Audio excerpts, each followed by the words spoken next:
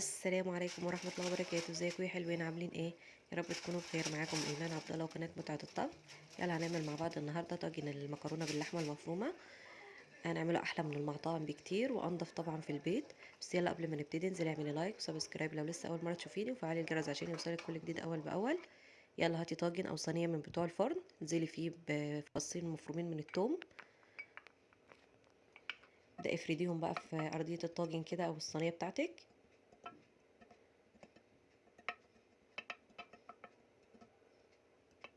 سيبيه على جنب يلا، وهاتي طاسه انزلي فيها بمعلقه كبيره من الزيت. سيبي الزيت بتاعك يسخن، انزلي عليه باللحمه المفرومه.